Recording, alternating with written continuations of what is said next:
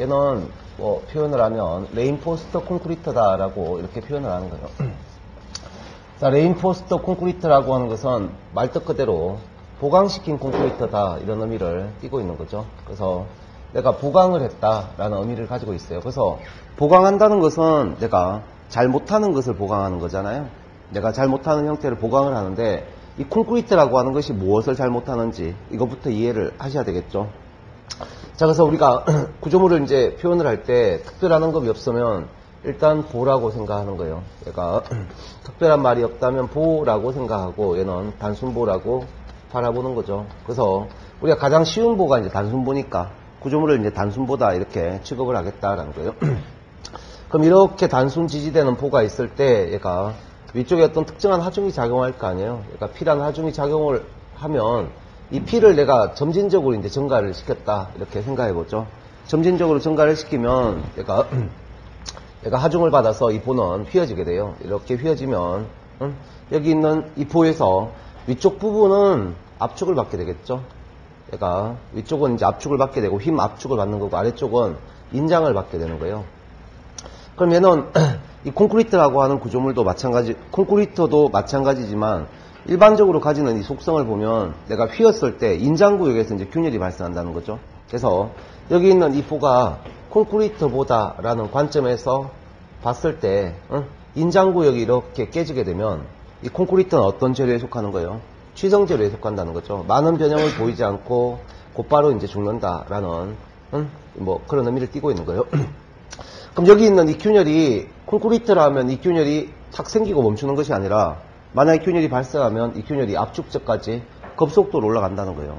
급속도로. 그러면 이 구조는 안전성 확보가 매우 문제가 되는 거죠. 안전성을 확보할 수 없어서 얘가 이렇게 구조물을 만들 수는 없다라는 거예요. 그래서 우리는 어떤 조치를 취하느냐라고 하면 철근이라는 인장에 강한 재료를 데려오는 거죠. 철근. 인장에 강한 이 철근을 데려와서 둘을 결혼시키는 거죠. 뭐 그냥 간단하게 생각할 때 둘이 결혼한다라고 생각하세요. 결혼을 한다는 것은 상대가 잘 못하는 것을 이제 보완을 해주는 거죠. 그래서 두 개를 결합을 시키는데 우리는 어떤 방식으로 결합을 시키려고 할까요? 최초의 상태는 이렇게 결합을 시키려고 했어요. 이게 실제 사실이에요. 결합을 할 때 이렇게 결합을 시키려고 했다라는 거죠. 이렇게 하단부에다가 내가 철근을 이렇게 배치를 하려고 한 거다라는 거예요.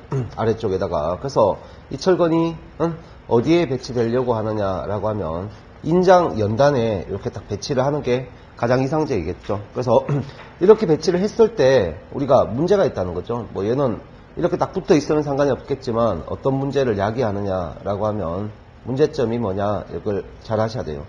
이 문제점이 얘가 첫 번째 하나가 부착을 시킬 방법이 없다는 거죠. 그래서 첫 번째가 부착에 관한 어떤 어려움이 있다. 부착이 안 된다. 뭐 설령 어쩌다가 내가 부착을 시켰다 하더라도 어떤 문제가 또 추가적으로 발생하나요? 철근이라고 하는 것은 외기에 노출되어 있으니까 부식이 된다는 거죠. 부식이 되면 내가 부착되었다 하더라도 떨어지게 돼요. 세 번째 하나는 이 철근이라고 하는 것과 콘크리트라는 것은 열팽창 개수가 서로 달라요. 서로 다르기 때문에 늘어나는 속도가 서로 다르다 이렇게 잡아야 된다 했죠. 그래서 이 늘어나는 속도가 서로 다르기 때문에 얘가 붙었다 하더라도 또 이탈이 되는 거예요. 이탈이 되어서 결국은 다 어디로 환원이 되느냐라고 하면 부착이라는 것으로 돌아간다라는 거죠. 부착이 안 된다. 결국은 두 개가 붙어 있을 수 없다라는 거죠. 이런 관점에서 철근 콘크리트를 만들 수가 없었던 거죠. 그러나 우리가 그렇다고 가만히 있어 쏘냐? 그렇지는 못한다. 여기 있는 이 철근 있죠? 여기 밑에 배치된 이 철근을 이 안쪽으로 묻어버리는 거예요. 안쪽으로 묻으면 얘가 안쪽으로 배치를 했다라고 생각해보죠. 이 철근이라는 재료를 이 콘크리트 안쪽으로 내측으로 배치를 했어요. 안쪽으로 이렇게 배치를 하게 되면 배치를 하면 얘가 첫 번째 부착에 대한 문제를 해결할 수 있나요? 부착에 대한 문제. 얘가 안쪽 좀 전에는 우리가 이 끝단에 딱 붙으려고 했던 거죠. 철근이 일부만 딱 붙으려고 했지만 안쪽으로 묻음으로써 분너면이 많아졌죠. 분너면이 많아졌다는 것은 부착 강도가 세진다는 의미를 띠고 있는 거죠. 그래서 얘 해결책으로서 첫 번째 가장 큰 문제가 된 게 부착이 잘 안 된다였는데 부착 강도가 커지게 된다라는 특성을 가지게 되는 거죠. 두 번째 부식을 하게 되나요? 안 하게 되나요? 부식을 하지 않는다라는 특징을 가지게 되고, 이 콘크리트라는 것은 내수적인 재료니까 부식하지 않는다라는 속성을 갖겠죠. 세 번째 하나는 얘가 열에 대한 문제가 해결이 되어서 열팽창 계수가 이 철근과 콘크리트는 다르기는 하지만 얘가 거의 같아요. 열팽창 계수가 거의 같다라는 특징을 가지고 있죠. 그래서 열팽창 계수가 거의 같기 때문에 얘가 이 철근을 콘크리트 안쪽에 묻게 되면, 안쪽으로 묻게 되면 얘가 콘크리트가 어느 정도 열을 떨어뜨려요. 열을 떨어뜨린 상태에서 철근에게 전달이 되기 때문에 늘어나는 속도를 갖게 할 수 있다라는 특성을 갖는 거죠. 그래서 얘는 핵심어가 뭐가 되느냐, 철근 콘크리트가 하나가 되는데 뭘 해결했죠? 하나가 되는데 해결을 했던 것은 부착에 대한 것, 부식에 대한 것, 세 번째 열에 대한 문제를 해결을 했다라는 거예요. 그래서 RC의 성립 이유 하면 부착, 부식, 열 이렇게 해서 여기다 체크를 딱 해놓으시면 되겠죠. 부착, 부식, 열이다. 그러면 좀 더 본질적인 모습으로 가볼까요? 좀 더 본질적인 모습으로 가면 좀 더 올라가 보면 얘를 두 개를 결혼을 시킬 때 철근이 만약에 인장에 강하지 않았다면, 인장에 강하지 않다면 결혼을 시켜봐야 아무 의미가 없는 거죠. 맞죠? 만약에 콘크리트가 압축에 강하지 않다면 결혼을 시켜봐야 의미가 없는 거죠. 맞죠? 그래서 서로 잘못하는 것을 잘하고 있다라는 의미에서 얘가 이 콘크리트라고 하는 것은 어디에 강하다? 콘크리트는 압축에 강하다. 압축에 강하고 얘가 강하고, 그 다음에 철근이라고 하는 것은 어디에 강하고? 인장에 본질적으로 강한 거죠. 그래서 철근은 인장에 강하다라는 관점 때문에 얘가 두 개가 결혼을 할 수 있었던 배경이 되는 거죠. 그래서 얘는 이제 논리가 이 두 개를 결합을 하면 정의하고 이제 RC의 성립 이유하라고 같이 잡을 수 있는 거죠. 그래서 정의를 만약에 표현을 한다면 이렇게 쓸 수 있겠군요. 암기를 할 필요가 없어요. 콘크리트라는 재료가 인장에는 약하고 압축에는 취약하다. 따라서 약한 인장을 보강을 하기 위해서 인장에 강한 철근을 데려와서 결혼시킨다라고 생각하시면 돼요.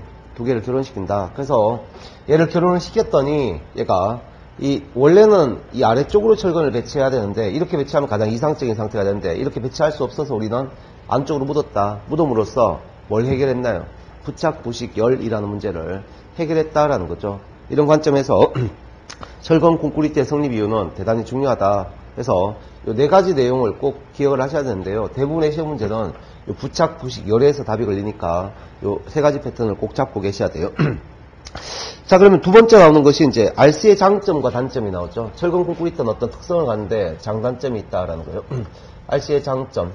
장점이라는 단어는 첫 번째 나오는 내용이 우리가 같이 한번 보면 이렇게 돼 있죠.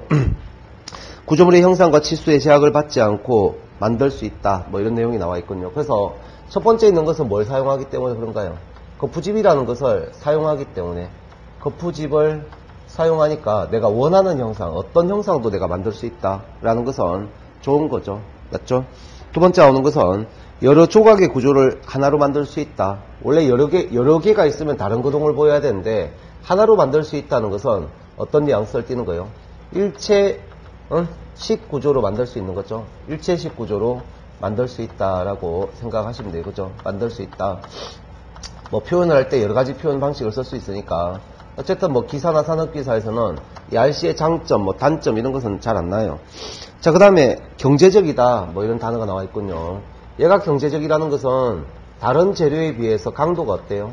떨어지기 때문이죠. 그래서 다른 재료에 비해서 얘가 이 강도가 떨어지니까 아무래도 가격이 저렴해요. 그리고 재료의 입수도 어때요?